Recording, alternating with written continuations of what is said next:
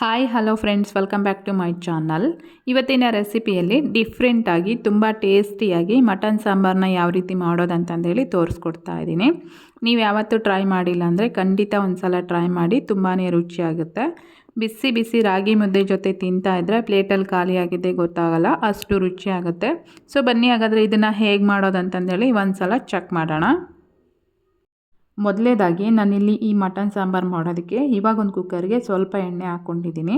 ಅದು ಬಿಸಿ ಆದಮೇಲೆ 1 kg ಆಗೋಷ್ಟು ಮಟನ್ ತೊಗೊಂಡು ಅದನ್ನು ಒಂದೆರಡು ಸಲ ಚೆನ್ನಾಗಿ ವಾಶ್ ಮಾಡಿ ಇದೇ ಕುಕ್ಕರಲ್ಲಿ ಹಾಕ್ಕೊಂಡು 1/4 ಚಮಚದಷ್ಟು ಅರಿಶಿನ ಹಾಗೆಯೇ ಒಂದು ಅರ್ಧ ಚಮಚದಷ್ಟು ಉಪ್ಪನ್ನು ಹಾಕಿ ಚೆನ್ನಾಗಿ ಮಿಕ್ಸ್ ಮಾಡಿ ಒಂದು ಪ್ಲೇಟ್ನ ಮುಚ್ಚಿ ಒಂದು 10 ನಿಮಿಷಗಳ ಕಾಲ ಇದನ್ನು ನಾನು ಬೇಯೋದಕ್ಕೆ ಬಿಡ್ತಾಯಿದ್ದೀನಿ. ಇನ್ನೊಂದು ಕಡೆ ನಾವು ಇದಕ್ಕೆ ಮಸಾಲಾನ ಪ್ರಿಪೇರ್ ಮಾಡ್ಕೊಳ್ಳೋಣ. ಇವಾಗ ಒಂದು ಕಡಾಯಿಗೆ 1 ಚಮಚದಷ್ಟು ಗಸಗಸೆ, ಒಂದು 6 ಏಲಕ್ಕಿ, ಒಂದು 10 ಲವಂಗ, ಒಂದು 15 ಮೆಣಸು, 3 ಪೀಸ್ನಷ್ಟು ಚಕ್ಕೆ, ಒಂದು ಅರ್ಧ ಚಮಚದಷ್ಟು ಸೋಂಪು ಹಾಕಿ ಚೆನ್ನಾಗಿ ಇದನ್ನು ಡ್ರೈ ರೋಸ್ಟ್ ಮಾಡ್ಕೊಂಡ್ಮೇಲೆ ಒಂದು 10 ಬ್ಯಾಡಗಿ ಮೆಣಸಿನ್ಕಾಯಿನ ಹಾಕಿ ಇದನ್ನು ಚೆನ್ನಾಗಿ ಫ್ರೈ ಮಾಡ್ಕೊಳ್ತಾ ಇದ್ದೀನಿ. ನಾವು ಇದಕ್ಕೆ ಬ್ಯಾಡಗಿ ಮೆಣಸಿನ್ಕಾಯಿನ ಯೂಸ್ ಮಾಡೋದ್ರಿಂದ ಸಾಂಬಾರು ಅನ್ನೋದು ತುಂಬ ಟೇಸ್ಟಿ ಆಗುತ್ತೆ, ಹಾಗೆಯೇ ನೋಡೋದಕ್ಕೂ ಸಹ ತುಂಬ ಕಲರ್ಫುಲ್ಲಾಗಿ ಕಾಣಿಸುತ್ತೆ. ಮಟನ್ನ ಬೇಯೋದಕ್ಕೆ ಬಿಟ್ಟು ಒಂದು 10 ನಿಮಿಷಗಳ ಕಾಲ ಆಗಿದೆ. ಇವಾಗ ಪ್ಲೇಟ್ನ ಓಪನ್ ಮಾಡಿ ರುಬ್ಬಿಟ್ಕೊಂಡಿರೋಂಥ ಮಸಾಲೆ ಏನಿತ್ತಲ್ವ ಅದನ್ನು ಸಹ ಇದರಲ್ಲಿ ಹಾಕಿ ಒಂದು ಸಲ ಚೆನ್ನಾಗಿ ಮಿಕ್ಸ್ ಮಾಡ್ಕೋಬೇಕು. ನಾನಿಲ್ಲಿ ಈ ಮಸಾಲೆನ ರುಬ್ಕೋಬೇಕಾದ್ರೆ ಇದ್ರ ಜೊತೆಗೆ ಸ್ವಲ್ಪ ಶುಂಠಿ ಬೆಳ್ಳುಳ್ಳಿನೂ ಸಹ ಹಾಕಿ ರುಬ್ಕೊಂಡಿದ್ದೀನಿ. ನಿಮಗೆ ಸಾಂಬಾರು ಏನಾದರೂ ಸ್ಪೈಸಿಯಾಗಿ ಬೇಕು ಅಂದರೆ ಇದ್ರ ಜೊತೆಗೆ ಸ್ವಲ್ಪ ಗುಂಟೂರು ಚಿಲ್ಲಿ ಪೌಡರನ್ನು ಸಹ ಹಾಕಿ ಮಾಡ್ಕೋಬೋದು. ಮಸಾಲೆನ ಹಾಕಿ ಚೆನ್ನಾಗಿ ಮಿಕ್ಸ್ ಮಾಡ್ಕೊಂಡ್ಮೇಲೆ ಇವಾಗ ಇದಕ್ಕೆ 1-2 ಚಮಚದಷ್ಟು ಧನಿಯಾ ಪುಡಿಯನ್ನು ಹಾಕ್ಕೊಳ್ತಾ ಇದ್ದೀನಿ. ನಾನ್ ವೆಜ್ಗೆ ಮೇನ್ ಇಂಗ್ರೀಡಿಯೆಂಟ್ಸ್ ಅಂದರೆ ಧನಿಯಾ ಪೌಡರ್ ಅಂತಲೇ ಹೇಳ್ಬೋದು. ಧನಿಯಾ ಪೌಡರ್ ಇಲ್ಲ ಅಂತಂದರೆ ಮಟನ್ ಸಾಂಬಾರುಗಳು ಅಷ್ಟೊಂದು ಟೇಸ್ಟಿ ಆಗಲ್ಲ. ನಾನು ಕುಕ್ಕರ್ ಮುಚ್ಚಳ ಮುಚ್ಚಿದೇನೆ ಓಪನ್ನಾಗಿ ಇಟ್ಕೊಂಡೆ ಮಟನ್ ಬೇಯಿಸ್ಕೊಳ್ತಾ ಇದ್ದೀನಿ.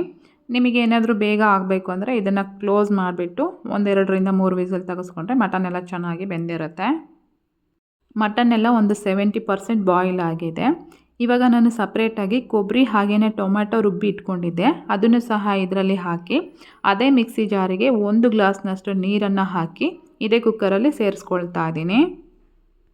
ಹಾಗೆಯೇ ಅದ್ರ ಜೊತೆಗೆ 1-2 ಗ್ಲಾಸ್ನಷ್ಟು ನೀರನ್ನು ಸಹ ಸೇರಿಸ್ಕೊಂಡಿದ್ದೀನಿ. ನಿಮಗೆ ಇಲ್ಲಿ ತಿಕ್ನೆಸ್ ಎಷ್ಟು ಬೇಕೋ ಅಷ್ಟು ನೋಡಿ ಹಾಕ್ಕೊಳ್ಳಿ. ಮಟನ್ ಎಳೆದೇನಾದರೂ ಇತ್ತು ಅಂದರೆ ಈ ಥರ ಓಪನ್ ಆಗಿ ಇಟ್ಕೊಂಡೆ ಬಾಯ್ಲ್ ಮಾಡ್ಕೋಬೋದು. ಮಟನ್ ತುಂಬ ಬಲ್ತಿರೋದೇನಾದರೂ ಇತ್ತು ಅಂತಂದರೆ ಲಿಡ್ನ ಕ್ಲೋಸ್ ಮಾಡಿ ಒಂದು 4ರಿಂದ 5 ವಿಸಿಲ್ ತೆಗೆಸ್ಕೊಂಡ್ರೆ ಮಟನ್ ಎಲ್ಲ ಸಾಫ್ಟಾಗಿ ಬೆಂದಿರುತ್ತೆ.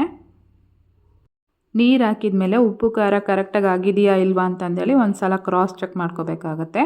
ನನಗಿಲ್ಲಿ ಸ್ವಲ್ಪ ಉಪ್ಪು ಕಡಿಮೆ ಆಯಿತು ಅಂತ ಅನ್ನಿಸ್ತು. 1 ಚಮಚದಷ್ಟು ಮತ್ತೆ ಉಪ್ಪನ್ನು ಸಹ ಸೇರಿಸ್ಕೊಳ್ತಾ ಇದ್ದೀನಿ.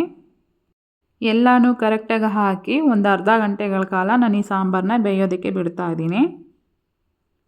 ಸೊ ಒಂದೊಂದು ಕಡೆನೇ ಒಂದೊಂದು ರೀತಿ ಮಟನ್ ಸಾಂಬಾರುಗಳನ್ನ ಮಾಡ್ತಾ ಇರ್ತಾರಲ್ವ, ಈ ವಿಧಾನದಲ್ಲಿ ಒಂದು ಸಲ ಟ್ರೈ ಮಾಡಿ ನಮಗೆ ಟೇಸ್ಟ್ ಹೆಂಗಾಗಿತ್ತು ಅಂತಂದೇಳಿ ಕಮೆಂಟ್ ಮಾಡಿ ತಿಳಿಸಿ.